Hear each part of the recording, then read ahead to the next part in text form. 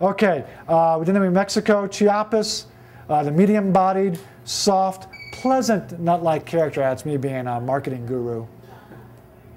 The Guatemala, Atitlan, medium-bodied, dry, rich, spicy aroma. I would actually just, I think I would want to change it to say black pepper-like, you know, or pepper-like quality to it. I think it's a more accurate description for the coffee. The Dominican Republic, okay, medium to full body, but it's definitely a full-bodied coffee, soft, rich earth aroma. Okay. Sumatra, Gaya Mountain, medium to full-bodied. It's more full-bodied, but definitely lighter than the Dominican. Sweet. Is that coffee sweet? Where is it? There it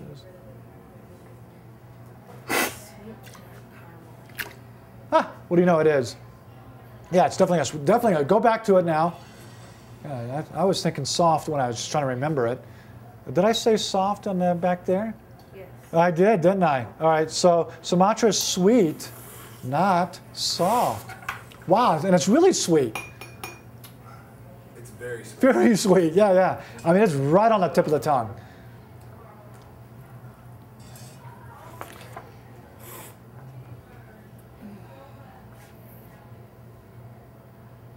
For some reason, I was thinking it was soft too. Yeah, and perhaps, now we were doing the dry process for quite some time. Perhaps it's a switching over to the wet process. From the natural? Mm-hmm. Yes. Yeah. And not only that, but it's just a better all-around coffee than the dry process. It just, you get that funk going on in the background. A lot of people like dry process coffees because they're complex. Complex means muddled mess. Yeah. That's what complex means. And it's easier to pick things out when the coffee cools down. Yeah, I agree. Yeah. So definitely a sweet, definitely a sweet coffee. And then we finally had the Bolivia, medium to full-bodied, sweet, dark, caramely flavor. I'm gonna have a hard time buying that one.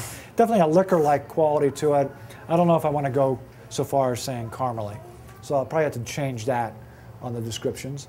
And then finally, Peru, medium to full-bodied. I'd say it's definitely a full-bodied, sweet, Dutch chocolate aroma. I'd say it's much more baker's chocolate now. Or as you were mentioning, a semi-sweet cocoa. It'll move around. You know, coffee taste isn't always the same as the year progresses. Okay, questions? Are there distinctive changes that happen in terms of what we experience as the coffee cools? Yeah, I think actually in our case, yes, and that's a very important, critical factor to consider in buying coffee. And I think that a lot of coffee roasters fail to realize the importance of. There's plenty of coffees that taste great when they're hot, but then as they cool down, they take on these very acidic, very sharp, metallic tastes that are just flat out unpleasant. And as we noticed here, almost all these coffees, I would argue, improved as they got cooler. And I think that's a lot of having to say that these are all wet processed coffees. Wet processed coffees tend to have a more stable flavor profile than dry processed coffees. And I think it also has to do with the type of roasting process that's occurring. That being said, yeah, as the coffee cools, the real character of that coffee is going to come out. And that can either be a good character or a bad character. It's like a relative that moves in with you. And after about a month, you're going to really know what that person's like, right? On a weekend, no big deal, only good. But as this coffee cools down, that's when you really pick up. As you come around the table here now, these coffees, I think, all held their flavor profile, and some of them actually pushed forward. Some characteristics that we didn't notice before are now fully out. So yeah, I think temperature, I call it temperature stability.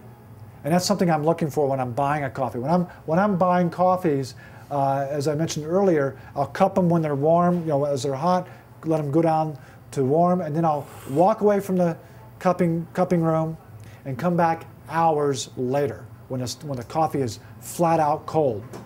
And it's only Steeping? Well, in this case, they're sitting in coffee grounds.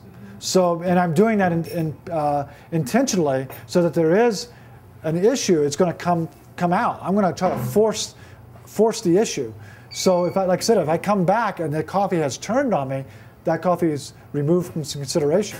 It just won't buy it. Because part of like our relationship is not just that the coffee tastes good, right? That the coffee tastes good throughout the whole process. You and I both run coffee bars, and the majority of our drinks are going to go into paper cups down the road. And that last sip is how the person remembers the coffee. And it's got to be just as good as that first sip. So it's one thing to have a good coffee when it's hot, but it ain't good until it's, you really don't know if it's good until it's cooled down.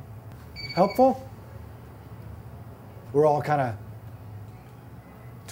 too much coffee. Exactly, exactly. As you notice, probably I start talking faster and faster and faster. Yeah. Okay. Okay, from y'all, what questions about how to put forward this, how to do it? Concerns that you would have? The concerns I usually have is coming into an environment that I don't have any control over. We've been in, even though this is a roasting room, I've got a purifier that's going on right now that's pumping out ozone. So I'm actually, it's kind of like being in a room where there's white noise. I've got a white smell in the background. And that's how I'm controlling so that we can focus on this table. One of the problems that you have if you're cupping in an exterior environment, you have no control over the other combating aromas that are in that environment. And it can really upset what's going on and make it very difficult to do a proper cupping. So I typically, for myself, I'd rather not do cuppings in another place. That's why I didn't come to your shop and do this, right? Because it's just a mess.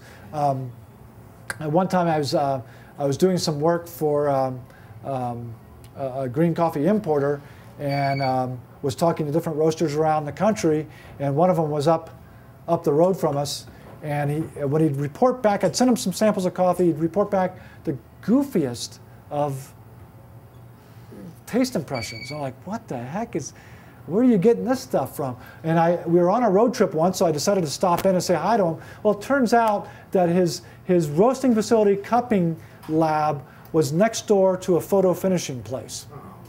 And they actually had a door in between the two places. So there was this huge smell of photo processing chemical smell coming through all the time. Like, well, heck, no wonder. There's some odd taste out of there. This coffee tastes like chemicals. This coffee tastes like chemicals. And I don't think it's one of those tastes that you can put in the background. That smell is just that's going to have a negative impact. So having a controlled environment is very, very critical to do a cupping. We kind of live in an efficiency apartment here, so we do a lot of things in this one space. And that's why I find that ozone thing it really helps out. It clears out those different aromas kind of going on. So the other things for you, of course, is making sure you got the exact amount of coffee in. We have the spoons set aside here. Obviously, you want to be adding water that's just below boiling, and right. You add it all the way around. Right, and you notice as I was doing that, I ran 2 pots, but I emptied both those pots into these cups, and I was out of water when I finished. And it's just from me doing this so many times that I knew how much water those cups, or how many cups that water would fill. And so when I first went around, I got all the things wet with the one pitcher, and then went around and topped off with the other pitcher. Well, it's just consistency of temperature. It does, and it's not necessarily it's going to make, as we noticed, a difference in taste, but it will affect how you're experiencing those coffees. So you want them to kind of cool down, simultaneously. Yeah. And it's 4 tablespoons of coffee for each. It's a level. Yeah, it's a level of this guy flat level. Yeah, what's flat back level. of it? I think it says 2 tablespoons. Right, Yeah. cool. So which is a much higher concentration of it's twice the concentration as what you need. These are 5-ounce cups, and so industry standard is 2 tablespoons per 5-ounce cup, but we're doubling it. But again, we're looking for those snapshots, intense snapshots to get the fully flavor. If you bring it back, we get too caught up into the water itself. So we do want it much, much stronger. So that's another thing. If you read up or do these cuppings that the industry does, or read the literature, this is very different from what the standard industry goes for. This is just what I found that works.